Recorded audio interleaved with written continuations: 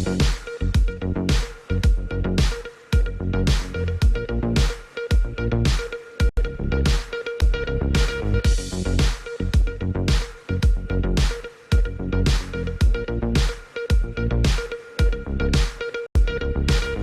के समाचारों के प्रायोजक हैं खेमचंद पहलवान, पूर्व सदस्य उत्तर प्रदेश कांग्रेस कमेटी। नमस्ते, आप देख रहे हैं एमडी न्यूज। एमडी न्यूज के मेरदर्शन बुलेटिन में आप सभी का स्वागत है। आज के बुलेटिन के साथ मैं हूं निशा। खबरों को स्टार्ट करने से पहले थोड़ी सी जानकारी देती चलूं। आज उत्तर प्रदेश के मुख्यमंत्री योगी आदित्यनाथ मेरठ पहुंचे और जो कार्य उनके उसमें लिस्ट में थे कि जिस तरीके से मैंने आपको कल भी बताया था कि 76 गाड़ियों का जो कूड़े की गाड़ी है उनको हरी झंडी दिखाकर रवाना किया। इलेक्ट्रॉनिक चार्जर, जहां पर इलेक्ट्रॉनिक बसें जो चार्ज होंगी उनका लोकार्पण किया। चौधरी चरण सिंह विश्वविद्यालय के कार्यक्रम में सम्मिलित हुए, साथ साथ समीक्षा बैठक भी हुई। मैं आपको आगे खबरों में दिखाऊंगी पूरा कि किस तरीके से कार्यक्रमों को किया गया। साथ साथ उनसे मिलने के लिए फरियादी जो इकट्ठा हुए, उन फरियादियों को पुलिस द्वारा खदेड़ा भी गया। साथ साथ आपको ये भी बताती चलूं कि कोरोना काल के बाद बहुत से लोग बेरोजगार हो चुके हैं, लेकिन इस पढ़े लिखे समाज में आज भी लोग ठगी का शिकार हो रहे हैं। आज मैं आपको दिखाऊंगी कि एक युवती ठगी का शिकार हो गई और जिसे किसी उस चीज की नॉलेज नहीं है, वो पत्रकारिता में पैसे लगा चुकी और पैसे लगाने के बाद जब उसे काफी समय बाद पता चला कि वो ठगी का शिकार हो गई है, तब उसने कार्रवाई शुरू की। लेकिन इस पढ़े लिखे समाज में सूझबूझ का इस्तेमाल क्यों नहीं कर रहे लोग? जी हाँ, आप सभी जानते हैं और बार बार कोई ना कोई ठगी का शिकार हो रहा है। उसके बाद भी कहीं भी अपना पैसा इन्वेस्ट करने से पहले या अपना ओटीपी देने से पहले या कुछ भी तरीके के कार्य करने से पहले जब आप ठगी का शिकार हो रहे हैं तो क्यों ध्यान नहीं रखते? बार बार कोई ना कोई ऐसी घटना सामने आ रही है जिसमें जो है ठगी का शिकार लोग बाद में पछता रहे हैं और बाद में उनको समझ आ रहा है कि वो ठगी का शिकार हो चुके हैं। इस पढ़े लिखे समाज में आज भी ऐसे लोग हैं जो सूझबूझ का इस्तेमाल बाद में करते हैं।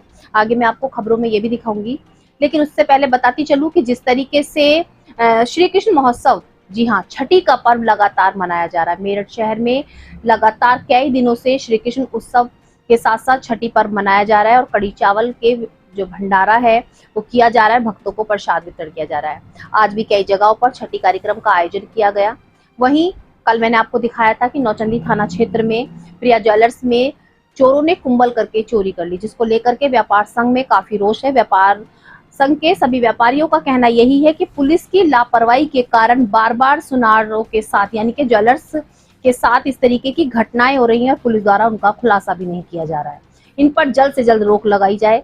इसी को लेकर के आज सभी संयुक्त व्यापार संघ के व्यापारी अधिकारियों से भी मिले।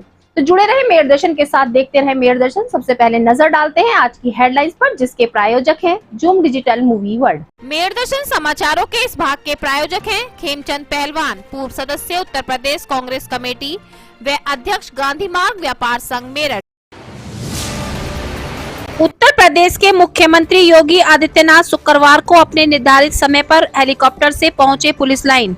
आला अधिकारी व पुलिस टीम द्वारा किया गया भव्य स्वागत। उत्तर प्रदेश के मुख्यमंत्री योगी आदित्यनाथ ने क्रांतिधरा मेरठ पहुंचकर सर्वप्रथम डोर टू डोर कूड़ा उठाने वाली 76 गाड़ियों को हरी झंडी दिखाकर किया रवाना। साथ साथ इलेक्ट्रॉनिक बसों के चार्जिंग स्टेशन का भी किया लोकार्पण। आयुक्त कार्यालय में सभी विभागों के अधिकारियों के साथ समीक्षा बैठक करने पहुंचे उत्तर प्रदेश के मुख्यमंत्री योगी आदित्यनाथ। कानून व्यवस्था व अन्य व्यवस्थाओं को लेकर की समीक्षा बैठक। कुछ भी खामियां मिलने पर उन्हें जल्द से जल्द दूर करने के लिए दिए दिशा निर्देश।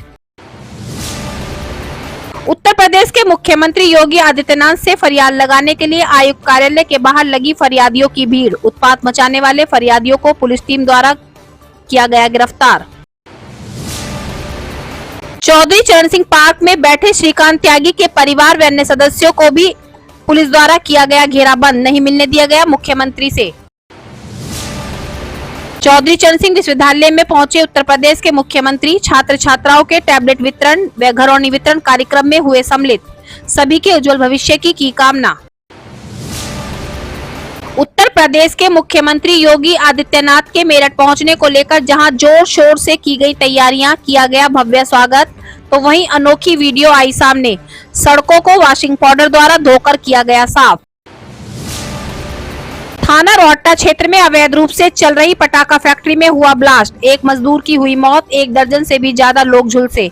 मौके पर पहुंची पुलिस टीम। रेस्क्यू ऑपरेशन से मलबे में दबे मजदूरों को निकालने में लगा प्रशासन। पुलिस द्वारा कई बार अवैध फैक्ट्रियों पर छापा मारने के बाद भी नहीं सुधर रहे लोग। थाना नौचंदी क्षेत्र के प्रिया ज्वेलर्स में हुई चोरी की घटना से सभी संयुक्त व्यापार संघ के व्यापारियों में काफी रोष। आज संयुक्त व्यापार संघ के सभी पदाधिकारी घटना की जानकारी लेने व वार्ता करने के लिए मिले। दुकानदार से साथ साथ आला अधिकारियों से भी शीघ्र घटना का खुलासा करने की कही बात।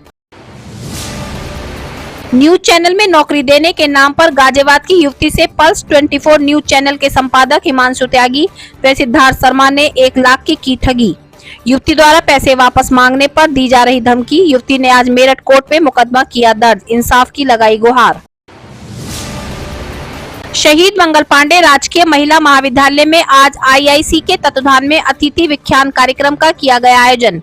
महाविद्यालय की प्राचार्य डॉक्टर अंजू सिंह व मुख्य अतिथि स्माइल पीजी कॉलेज की पूर्व प्राचार्य डॉक्टर नीलिमा गुप्ता द्वारा दीप प्रज्वलित कर कार्यक्रम का किया गया शुभारंभ।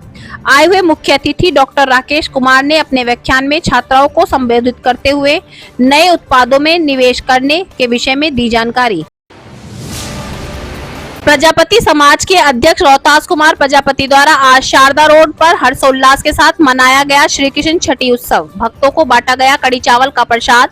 भक्तों ने बढ़ चढ़कर लिया भाग। पिछले 8 वर्षों से लगातार रोहतास कुमार प्रजापति परिवार द्वारा मना रहे भगवान श्री कृष्ण छठी का पर्व।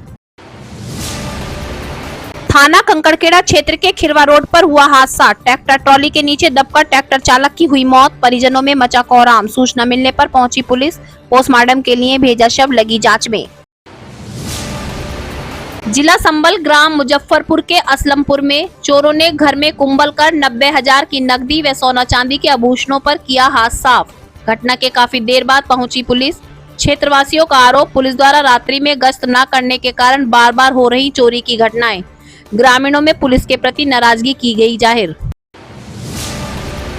जिला संबल रजपुरा क्षेत्र के गांव कोहरोला में पड़ोसी ने ही आपसी रंजिश के चलते 2 दूध के व्यापार करने वाले पड़ोसी भाइयों को लाठी डंडों से जमकर पीटा। बुरी तरह से घायल दोनों भाइयों को पुलिस ने अस्पताल में किया भर्ती। हालत गंभीर होने के बाद हाई सेंटर में किया रेफर। पुलिस लगी जांच में।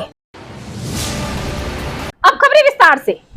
जैसे कि लगातार मैं आपको मेरदर्शन चैनल के माध्यम से सूचना दे रही थी कि उत्तर प्रदेश के मुख्यमंत्री क्रांति धरा हमारे मेरठ की भूमि पर पहुंचने वाले थे। तो जी हां, आज अपने निर्धारित समय से हेलीकॉप्टर से पुलिस लाइन में उत्तर प्रदेश के मुख्यमंत्री योगी आदित्यनाथ पहुंचे।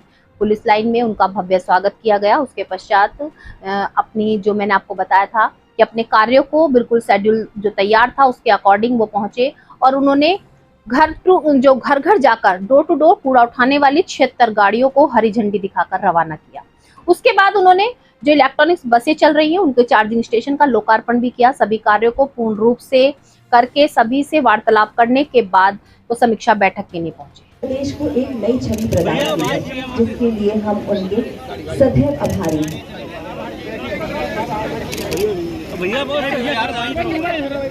जैसे एक पिता अपने बच्चे का मार्गदर्शन करते हैं, हरी झंडी। मैं फिर से आपको बताना चाहूंगी, नगर निगम द्वारा आयुक्त कार्यालय में सभी विभागों के अधिकारियों के साथ उत्तर प्रदेश के मुख्यमंत्री द्वारा समीक्षा बैठक की गई। समीक्षा बैठक में कानून व्यवस्था को लेकर और सभी विभागों को लेकर के हर बात पर वार्तालाप किया गया, हर चीज का जायजा लिया गया। कुछ जो कमियां नजर आई उन कमियों को लेकर के अधिकारियों को दिशा निर्देश दिए गए। उन्होंने कहा कि उत्तर प्रदेश को कोई भी ऐसा कार्य नहीं होना चाहिए उत्तर प्रदेश में जिससे उत्तर प्रदेश की शान में कमी आए। हर कार्य को पूर्ण रूप से, हर व्यवस्था को पूर्ण रूप से करा जाना चाहिए। जब आयुक्त कार्यालय में समीक्षा बैठक में उत्तर प्रदेश के मुख्यमंत्री बिजी थे, तभी बाहर मैं आपको बताती चलूं, बाहर फरियादी अपनी फरियाद लेकर कार्यालय के बाहर एकत्रित थे। पुलिस द्वारा जो फरियादी वहां पर पहुंचे हुए थे उनको खदेड़ा भी गया। आपको बताती चलूं, एक तो वकील जो वहां पर काफी उत्पात मचा रही थी और अपनी समस्या को मुख्यमंत्री तक पहुंचाने का प्रयास कर रही थी, लेकिन उनको भी पुलिस द्वारा गिरफ्तार कर लिया गया। काफी लोग वहां पर समस्या को लेकर के इकट्ठा हुए थे, लेकिन मुख्यमंत्री से पुलिस द्वारा नहीं मिलने दिया गया।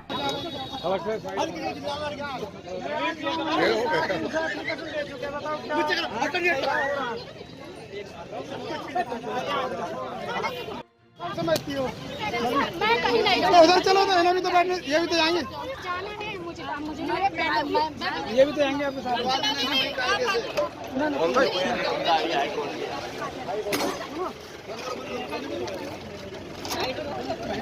भैया भैया ये किसका है यार भाई मेरा है और कितना तार पीछे तक गए कंटिन्यू तो आगे बढ़ा दी अंदर घुस जाओ वहीं आगे का कार्यक्रम भी आपको बताती चलूं। जब आयुक्त सभा से बाहर निकलते हुए हमारे उत्तर प्रदेश के मुख्यमंत्री चौधरी चरण सिंह विश्वविद्यालय में कार्यक्रम में सम्मिलित होने के लिए जा रहे थे, तो चौधरी चरण सिंह पार्क में अनिश्चितकालीन धरने पर बैठे श्रीकांत त्यागी के परिवार के सदस्य व अन्य सदस्यों ने भी मुख्यमंत्री से मिलना चाहा, लेकिन पुलिस द्वारा उनको घेराबंद कर दिया गया और मुख्यमंत्री के पास तक नहीं पहुंचने दिया गया। उसके बाद आप जानते हैं कि अनिश्चितकालीन धरने पर श्रीकांत त्यागी परिवार के सभी सदस्य बैठे हुए हैं। उन्होंने नारेबाजी भी की और मुख्यमंत्री से मिलने के लिए उन्होंने काफी उत्पात भी मचाया।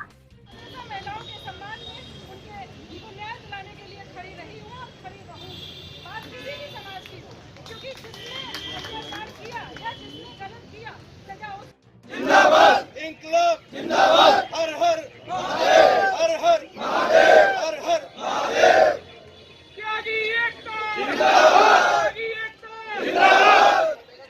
भाइयों मैं आपसे एक रिक्वेस्ट करता हूं, जो प्रशासन यहाँ खड़ा है इस बात को मोदी जी तक पहुँचा दे। अगर उन्होंने यहाँ नहीं मेरठ में पहुँचाई तो ये लखनऊ जाना पड़ेगा और इस आवाज को दबने नहीं देंगे।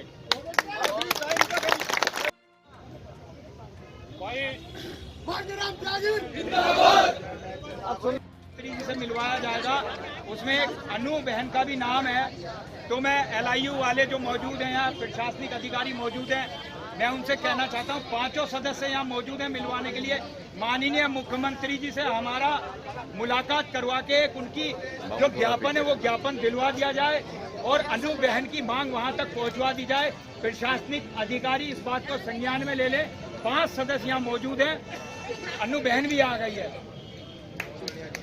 अपने सभी कार्यों को निर्धारित समय से करते हुए हमारे उत्तर प्रदेश के मुख्यमंत्री चौधरी चरण सिंह विश्वविद्यालय के कार्यक्रम में सम्मिलित हुए। जी हाँ, मैं आपको लगातार बता रही हूँ कि चौधरी चरण सिंह विश्वविद्यालय में कार्यक्रम होने जा रहा था, जिसमें टैबलेट वितरण और घरौनी वितरण कार्यक्रम में उत्तर प्रदेश के मुख्यमंत्री सम्मिलित हुए और उन्होंने छात्र छात्राओं को टैबलेट देने के साथ साथ उनके उज्जवल भविष्य की भी कामना की।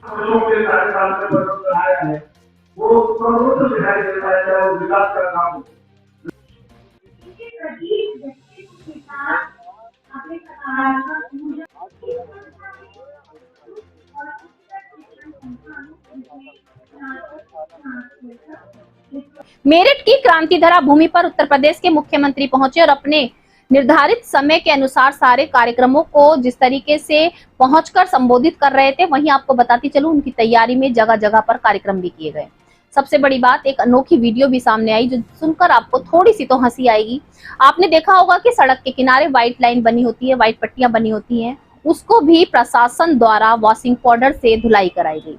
उत्तर प्रदेश के मुख्यमंत्री के आगमन की खुशी में जहां दीवारों को सजाया गया तो वहीं सड़कों को वॉशिंग पाउडर से भी साफ किया गया। वीडियो जमकर वायरल भी हो रही है और हमारे पास तक भी ये वीडियो पहुंची कि प्रशासन कितना अलर्ट है और कितना साफ सफाई को लेकर के अलर्ट होते हुए सड़कों की भी धुलाई करा डाली। पुलिस प्रशासन द्वारा लगातार अवैध रूप से चल रही फैक्ट्रियों पर छापेमारी की जा रही है। कोई भी कार्य यदि अवैध रूप से किया जा रहा है उसको संज्ञान में लेकर उसके प्रति कार्रवाई की जा रही है, लेकिन कुछ लोग अभी भी बाज नहीं आ रहे हैं। जी हाँ, आज भी मैं आपको बताती चलूं एक बहुत बड़ा हादसा सामने आया। रोहटा थाना क्षेत्र में अवैध रूप से चल रही पटाखों की फैक्ट्री में अचानक से ब्लास्ट हो गया। ब्लास्ट में एक व्यक्ति की मौके पर ही मौत हो गई। 1 दर्जन से भी ज्यादा वहां पर काम करने वाले लोग उसमें जो है गंभीर रूप से घायल हो गए।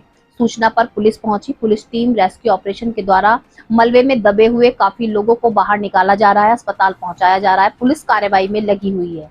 पुलिस लगातार छापेमारी कर रही है। जगह जगह पर अवैध फैक्ट्रियों को जो है हिरासत में लिया जा रहा है, लेकिन उसके बाद भी कुछ लोग अपनी हरकतों से बाज नहीं आ रहे हैं, अवैध रूप से कार्य कर रहे हैं। पटाखा फैक्ट्री में क्या पूरा मामला है? थाना क्षेत्र रोहटा में एक फैक्ट्री में आग लगने की सूचना प्राप्त हुई थी। सूचना पर तत्काल फायर एक्सटिंग्विशर की गाड़ियां मौके पर भेजी गई। उसमें आग को तत्काल बुझा लिया गया था, परंतु उसमें एक व्यक्ति की मृत्यु हो गई है। और जो अभी तक पता चला है कि ये एक पटाखा फैक्ट्री था। जो इसके मालिक हैं वो उनके पास लाइसेंस है पोजीशन का और सेल का। पूरे प्रकरण की जांच की जा रही है, जिम्मेदारी कार्रवाई। सर काफ़ी हादसे मेरठ में हुए हैं, लेकिन इसमें एक समस्या ये आ रही है कि पटाखों के जो लाइसेंस है वो रिन्यूअल नहीं हो पा रहे हैं, जिसकी वजह से चोरी छुपे काम हो रहे हैं। नहीं, इनका जो लाइसेंस है जो अभी प्रथम दृष्टिया देखने में आ रहा है वो 2022 में रिन्यूअल हुआ था और 2027 तक के लिए वैलिड था। सराफा व्यापारियों के साथ लगातार हादसे हो रहे हैं। जी हां, मैं आपको लगातार मेरे दर्शन चैनल के माध्यम से दिखा रही हूं कि सुनारों की दुकान में लगातार चोरी की घटना सामने आ रही है, लूट की घटना सामने आ रही है, लेकिन पुलिस प्रशासन द्वारा कोई भी ठोस कदम नहीं उठाया जा रहा है। थाना नौचंदी क्षेत्र में फिर से एक घटना सामने आई, जो मैंने आपको कल दिखाया था कि पिर्रिया ज्वेलर्स की दुकान में पीछे से कुंभल करके चोरों ने हाथ साफ कर दिया, जिसको लेकर के सभी संयुक्त व्यापार संघ के व्यापारियों में काफी रोष है और पुलिस की लापरवाही को बताते हुए उनका कहना है कि पुलिस द्वारा कोई भी ठोस कदम नहीं उठाया जा रहा। आज संयुक्त व्यापार संघ के सभी पदाधिकारी दुकानदार से मिले, पूरी जानकारी ली, साथ साथ आला अधिकारियों से भी मिले और उन्होंने साफ साफ कहा कि जल्द से जल्द ठोस से ठोस कार्रवाई की जाए और इस तरीके से जो लूट की वारदात सामने आ रही है, चोरी की वारदात सामने आ रही है, उन पर रोक लगाई जाए। पढ़े लिखे समाज में आज भी कुछ लोग ऐसे हैं जो ठगी का शिकार हो रहे हैं। कोरोना काल के बाद सभी बेरोजगार हो गए हैं या कोई छोटी मोटी नौकरियां कर रहे हैं, लेकिन इस तरीके की बड़ी नौकरी पाने के लालच में इसी तरीके की ठगी का शिकार होने काफी घटनाएं मैं आपको मेरे दर्शन चैनल के माध्यम से दिखा चुकी हूं कि कई बार तो फोन से पैसे ट्रांसफर करना या अकाउंट से पैसे निकालना, ऐसी घटनाएं सामने आ रही हैं। तो कई बार कुछ लोग अपने हाथों से ही ठगी के शिकार हो रहे हैं और पैसे दे रहे हैं। आज भी ऐसी ही घटना सामने आई। मैं आपको बताती चलूं, जो है गाजियाबाद की एक युवती के साथ 1 लाख रुपए की ठगी हुई। न्यूज चैनल में काम दिलाने के नाम पर उसके संपादक को 1 लाख रुपए युवती दे चुकी और काफी महीने बीत जाने के बाद भी जब उसको नौकरी नहीं मिली और पैसे नहीं मिले, तब आप खुद सोच सकते हैं तब उसको एहसास हुआ कि वो ठगी का शिकार हो गई। पढ़ी लिखी युवती है, पढ़े लिखे समाज में सभी पढ़े लिखे होने के बाद भी इस तरीके की वारदात सामने आ रही है। जब युवती का आज ये भी कहना है, जब हमारी मेरे दर्शन की टीम ने उससे बात की कि उसको पत्रकारिता के विषय में ABCD भी नहीं आती, पत्रकारिता के विषय में वो कुछ नहीं जानती, लेकिन उसके बाद भी न्यूज चैनल में पैसे इन्वेस्ट करने के नाम पर उसने 1 लाख रुपए संपादक को दे दिए। जी हाँ, पल्स 24 न्यूज के संपादक को उसने 1 लाख रुपए दे दिए और अब पैसे मांगने पर उसके साथ गाली गलौज की जा रही है और काफी उसके साथ अभद्र व्यवहार किया जा रहा है। युवती का ये भी कहना है कि काफी समय से वो गाजियाबाद में इंसाफ के लिए दर्द से दर्द ठोकरे खा रही है, लेकिन उसको इंसाफ नहीं मिला, न ही उसके पैसे वापस मिले। यहाँ तक कि उसके पास न्यूज में काम करने का प्रेस कार्ड भी है, जबकि वो न्यूज के बारे में कुछ जानती नहीं है। युवती का ये भी कहना है कि उसने कभी जॉब की ही नहीं, 15,000 रुपए की उसे नौकरी दी गई, लालच दिया गया पार्टनरशिप का। अब आप ये तो खुद ही सोच सकते हैं कि क्या किसी को, अनजान व्यक्ति को एकदम से किसी भी कार्य में पार्टनर बनाया जा सकता है? इतनी समझ तो हमें होनी चाहिए। पढ़े लिखे होने के बाद हमसे ये गलतियां क्यों होती हैं? आज युवती ने कोर्ट में मुकदमा दर्ज किया और इंसाफ की गुहार लगाई। अब देखना ये होगा कि पुलिस प्रशासन किस तरीके से गुत्थी को सुलझाता है, किस तरीके से उस युवती को इंसाफ मिलता है। क्या नाम है आपका और क्या आपके साथ में घटना हुई है जिसके लिए आज आप यहाँ DM कार्यालय पर पहुंचे? मेरा नाम दिव्या जैन है और मेरे साथ नौकरी दिलाने के नाम पे ठगी हुई है। मैं गाजियाबाद के रहने वाली निवासी दिव्या जैन हूँ, जिसमें मेरा कॉन्टैक्ट हिमांशु त्यागी से हुआ। हिमांशु त्यागी ने मुझे जॉब दिलाने के नाम पे एक मोटा मुनाफा बताया कि अगर आप हमारे पल्स 24 चैनल में 1 लाख रुपए इन्वेस्ट करोगे तो हम आपको 15,000 रुपए हर महीने देंगे और आपको मुनाफा मोटा देंगे। तो इन्होंने मुझे एक लेटर भी प्रोवाइड करा, इस पे लिखकर भी दिया कि हम आपको इतनी 1000 सैलरी देंगे और हमारा चैनल 28 राज्यों में चलता है। कौन है हिमांशु त्यागी? हिमांशु त्यागी एक चैनल के पल्स 24 चैनल के प्रधान है, हेड RDC गाजियाबाद के रहने वाले हैं। तो कैसे आप उनके झांसे में आई, कैसे आप उनसे मिली, क्या हुआ? मैं गाजियाबाद में उनसे मिली थी। गाजियाबाद में मिलने के बाद उन्होंने मुझे 15,000, मुझे जॉब की जरूरत थी, मैं 7-8 हजार रुपए कमाती थी और गरीब थी। इन्होंने मुझसे मोटा मुनाफा कमाने के रूप में ठगी करी। उन्होंने मुझे 1 लाख रुपए इन्वेस्ट करने के लिए बोला, मैंने इनकी बात हाँ कर दी। फिर ये अगले दिन मुझे मेरठ में कैंट ऑफिस में सिद्धार्थ शर्मा, जो इनके पल्स 24 के प्रधान हैं, उनके पास लेकर आए थे, जो ये पल्स 24 चैनल चलाते हैं। मैं उनके पास वहां आकर उनको पेमेंट दी तो उन्होंने मुझे फिर भी ज्वाइनिंग प्रोवाइड नहीं करवाई। कितने रुपए आपने कैश दिए हैं, चेक दिया है, क्या किया? मैंने इन्हें 60,000 रुपए कैश दिए हैं और 40,000 रुपए मैंने इनके अकाउंट में फोन पे करे हैं। पहले मैंने 60,000 रुपए दिए थे। 60,000 रुपए देने के बाद इन्होंने मुझे ज्वाइनिंग नहीं दी। इन्होंने मुझे कहा पहले आप हमें पूरी पेमेंट दीजिए, उसके बाद हम आपको ज्वाइनिंग प्रोवाइड क्या बोल करेंगे। रहे हैं ये पैसे वापस करने? देने के लिए मना कर दिया। मैंने इनसे हर महीने कॉल पे कहा सर मुझे ज्वाइनिंग दीजिए, इन्होंने ज्वाइनिंग भी दी और उसके बाद इन्होंने मेरा फोन उठाना भी बंद कर दिया। फिर इन्होंने मुझसे गाली गलौज भी करी, ना ही मेरी पेमेंट दी मुझे। फिर जब मुझे लगा मैं ठगी का शिकार हो चुकी हूँ, उसके बाद मैंने गाजियाबाद में अपनी एप्लीकेशन लगाई, सभी थानों में मेरी सुनवाई नहीं हुई। उसके बाद जब मैंने इन्होंने मुझसे फिर गाली गलौज करी, फिर उसके बाद जब मेरी कहीं सुनवाई नहीं हुई, फिर मैंने मेरठ में आके अपना थाना न्यायालय में अपना न्यायालय के दरवाजे खटखटाए। उसके बाद मेरा न्यायालय के उसमें समक्ष मेरा मुकदमा भी दर्ज हुआ है और आशा करती हूँ जिस तरीके से मुझे इसमें सफलता मिली और आगे भी मुझे इसमें मेरी कार्रवाई। कोई आपको आईडी कार्ड या कुछ ऐसा भी? हाँ जी, मुझे आईडी कार्ड दिया गया है पल्स 24 चैनल का, जो कि मैं किसी मीडिया लाइन से संबंधित नहीं हूँ, ना ही मैं कोई मीडिया लाइन हूँ। मैं एक नॉर्मल लड़की हूँ, मुझे ये कार्ड प्रोवाइड कराया गया जबकि मैं कोई मीडिया लाइन की पर्सन नहीं हूँ। यातायात के नियमों का पालन करना बहुत जरूरी है और प्रशासन द्वारा बार बार सभी को अलर्ट किया जा रहा है कि हमें अपना वाहन, कोई भी वाहन हो, 2 पहिया वाहन हो, 4 पहिया वाहन हो या 6 पहिया वाहन हो, उसको चलाते समय सतर्कता बरतनी चाहिए, नियमों का पालन करना चाहिए, क्योंकि थोड़ी सी लापरवाही बड़े बड़े हादसों को जन्म दे देती है। लेकिन आज भी मैं आपको बताती चलूं, थोड़ी सी लापरवाही के चलते थाना कंकड़खेड़ा क्षेत्र खिरवा रोड पर ट्रैक्टर ट्रॉली की इतनी भयानक टक्कर हुई जिसके कारण ट्रैक्टर ट्रॉली चालक गंभीर रूप से घायल हो गया। मौके पर पुलिस पहुंची, उसको अस्पताल में भर्ती कराया गया, उपचार चल रहा है। लेकिन आपको ये भी बताती चलूं कि जिस तरीके से लापरवाही बार बार सामने आ रही है, इतना सतर्क करने के बाद भी कुछ लोग अभी भी बाज नहीं आ रहे, खुद ही हादसों को दावत दे रहे हैं।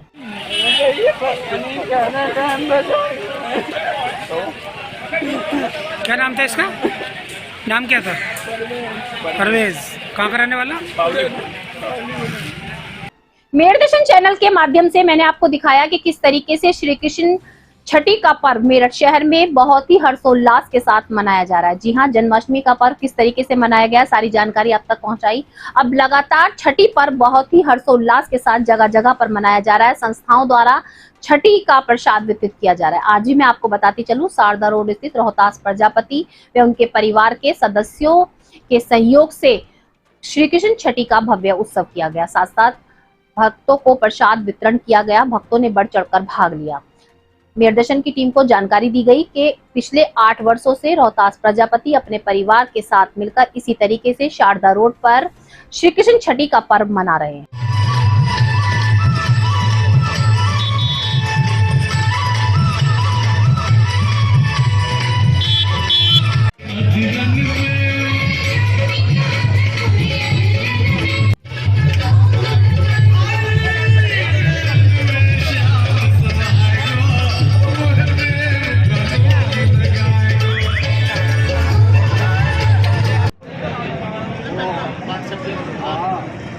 आज श्री कृष्ण जी की जन्माष्टमी हम लोग अपने शोरूम मुकुल साड़ीज पर शारदा रोड पर हर साल की भांति मनाते हैं और कढ़ी चावल और खीर का प्रसाद वितरण करते हैं। सभी कृष्ण भक्त प्रसाद ग्रहण करके आनंद लेते हैं। अब मैं आपको बताती चलूं, छात्राओं के उज्जवल भविष्य के लिए कॉलेजों द्वारा बहुत सारे कार्यक्रम किए जाते हैं ताकि जो अतिथि हैं वो आकर छात्राओं को जागरूक करें, अपने विचारों से उनको उज्जवल भविष्य के लिए आगे टिप्स दें। उसी को लेकर के शहीद मंगल पांडे महिला महाविद्यालय में भी अतिथि व्याख्यान कार्यक्रम का आयोजन किया गया, जिसमें आपको मैं बताती चलूं, सर्वप्रथम कॉलेज की प्राचार्य व इस्माइल कॉलेज की पूर्व प्राचार्य डॉक्टर नीलिमा द्वारा दीप प्रज्वलित करके कार्यक्रम का शुभारंभ किया गया। कार्यक्रम का शुभारंभ करने के बाद आए हुए जो अतिथि थे उन्होंने व्याख्यान किया, छात्राओं को जागरूक किया और बताया कि किस तरीके से वो अपने पैरों पर खड़ी हो सकती हैं। इतनी डिग्री पाने के बाद भी बेरोजगारी क्यों बढ़ रही है उसका कारण भी बताया। साथ साथ उन्होंने ये भी बताया कि हमें किस तरीके से निवेश करना चाहिए किसी कार्य को करने के लिए, और निवेश करने के बाद हम किस तरीके से प्रॉफिट कमा सकते हैं, किस तरीके से उस कार्य को आगे बढ़ा सकते हैं। सभी छात्राओं ने अपने कुछ क्वेश्चंस भी जो उनके मन में चल रहे थे वो आए हुए अतिथि से पूछे, उनके आंसर उनको दे करके संतुष्ट भी किया गया। तो इस तरीके के कार्यक्रम जो कॉलेजों द्वारा किए जाते हैं छात्रों के उज्जवल भविष्य को आगे बढ़ाने के लिए किए जाते हैं।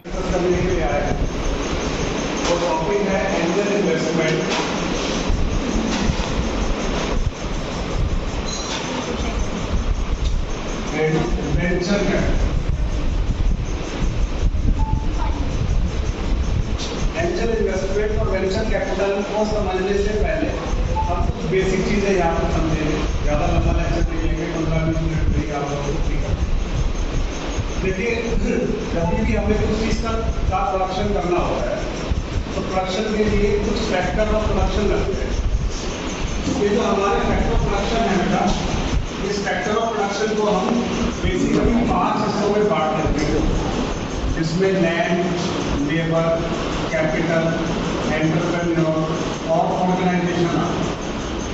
अगर हमें किसी भी चीज़ का प्रोडक्शन करना है तो सबसे पहले हमें लैंड की जरूरत पड़ेगी, ज़मीन की जरूरत पड़ेगी, क्योंकि बिना ज़मीन के कोई भी चीज़ का प्रोडक्शन नहीं हो सकता, चाहे कोई गुड्स हो या कोई सर्विस हो।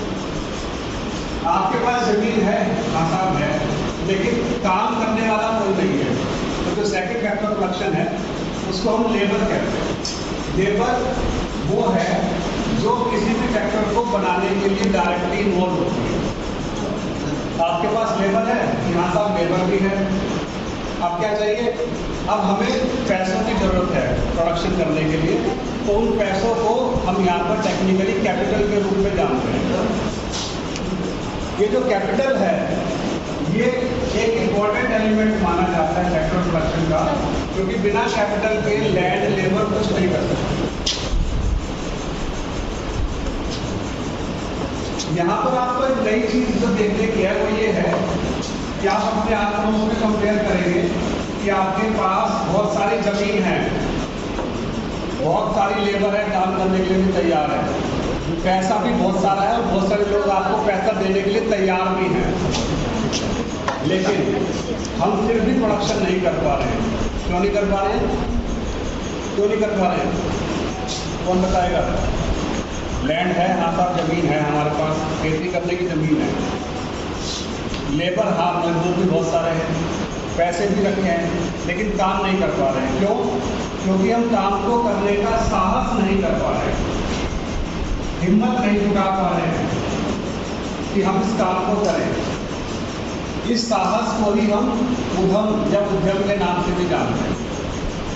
मतलब बहुत सारी ज़मीन है, बहुत सारी कैपिटल है, बहुत सारे लोग काम करने के लिए तैयार है, लेकिन हम हिम्मत नहीं जुटा पा रहे हैं।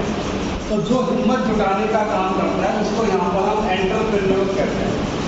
पूरा का पूरा जो हमारा ये IISc है तत्वाधान में जितने भी चीज़ें बनती हैं वो बेसिकली आप लोगों को एक एंटरप्रेन्योर के रूप में डेवलप करने के लिए बनती है। एक एंटरप्रेन्योर वो आदमी होता है जो लैंडलॉर्ड से कहता है कि तुम अपनी ज़मीन दे दो मुझे और चिंता मत करो, मैं तुम्हारी ज़मीन के यूज़ के बदले तुम्हें रेंट दूंगा, लगान दूंगा। वो लेबर को इंश्योर करता है कि आप हमेशा एक गैप रहता है, चाहिए पता नहीं क्या क्या, लेकिन बाजार में जब जाएंगे तो हो सकता है वो चीज़ मिले या ना मिले। तो जो एंटरप्रेन्योर है वो इस मार्केट को स्कैन करता है और स्कैन करके ढूंढता है कि कहाँ पर वो गैप है कि लोगों को ये चाहिए और ये अवेलेबल नहीं है। उस गैप फिलर का काम जो है वो एक एंटरप्रेन्योर, एक साहसी करता है। तो वो उन चीज़ों को डेवलप करता है जो चीज़ें अभी मार्केट में पहले से अवेलेबल नहीं है। यहाँ पर एक एंटरप्रेन्योर, पता लगा एक 16 साल का लड़का है, पता लगा 18 साल का लड़का है, पता लगा उसने 12th किया। हमारे यहाँ तो रिवाज है कि क्या करना है 12th, अब क्या करेंगे BA, अब क्या करेंगे MA। वहाँ 12th के बाद एजुकेशन लगभग पूरी हो जाती है कि हम या तो जो हायर स्टडीज में जाएगा उसको जो है फिर वो डॉक्टर, इंजीनियर उसके बाद जाएगा। हमारे जैसा नहीं है कल्चर, वहाँ पर हर आदमी कहते हैं कि मेरा 12th हो गया, अब तो मैं स्टार्टअप की बात करता हूँ। तो वो जो स्टार्टअप है उस स्टार्टअप के लिए उसके पास एक इनोवेटिव आइडिया होगा, एक ऐसा आइडिया होगा जो मार्केट में पहले से एग्जिस्ट नहीं करता है। फॉर एग्जाम्पल उस एंटरप्रेन्योर ने कहा कि ऐसा करते हैं, पॉल्यूशन बहुत ज़्यादा हो गया है, तो क्या करें? 1-1 किलो के ऑक्सीजन के सिलेंडर लेते हैं, हम क्या करेंगे? अब नजर डालते हैं जिला संबल की खबरों पर। जैसा कि मैं आपको लगातार बता रही हूँ कि पुलिस प्रशासन जितना अलर्ट होता जा रहा है, चोर बदमाशों के हौसले उतने ही बुलंद हो रहे हैं। चोर बदमाश अपनी वारदात को अंजाम देने से बाज नहीं आ रहे हैं। जगह जगह पर ऐसी वारदात फिर भी सामने आ रही है जहां पर लूटपाट, चोरी की घटना सामने आ रही है। अब मैं आपको बताती चलूं, जिला संबल के मुजफ्फरपुर में एक घर में चोरों ने कुंभल करके हजारों रुपए, जी हाँ 90,000 रुपए और लाखों की ज्वेलरी पर हाथ साफ कर दिया। पुलिस सूचना पर काफी देर बाद पहुंची, जिससे वहां के जो परिवारजन है और सदस्य उनमें काफी रोष है। उनका कहना है कि गांव में इस तरीके की घटनाएं बार बार सामने आ रही हैं, क्योंकि पुलिस प्रशासन द्वारा रात में गश्त नहीं की जाती, जिससे चोरों को मौका मिल जाता है घरों में चोरी करने का। कई बार पुलिस प्रशासन से कंप्लेंट की गई है, लेकिन उनका इस और कोई भी ध्यान नहीं है, जिसको लेकर के क्षेत्रवासियों में काफी रोष है। आज हमारे एमडी न्यूज के संवाददाता आकिब सैफी भी मौके पर पहुंचे, पीड़ित की उन्होंने वार्ता सुनी और किस तरीके से सामान की चोरी की गई, किस तरीके से कुंभल किया गया, पूरी जानकारी पीड़ित ने दी। आपके घर में कुंभल क्या जगह हुआ है आज? 4 जगह। तो कुछ ले गए या लेकर तो कितने कितने गहरे कुंभल कर लिए उन्होंने? कुंभल तो खूब कह रहे हैं, वो बहुत आ गया। तो आप है ना या घर में क्या? हा? घर में नहीं थे? घर में ही है, बाहर सो रहे। तो फिर वो अंदर से बाहर से कर दिया। क्या वजह घटना है? अब क्या पता क्या वजह की, तो मैंने पता।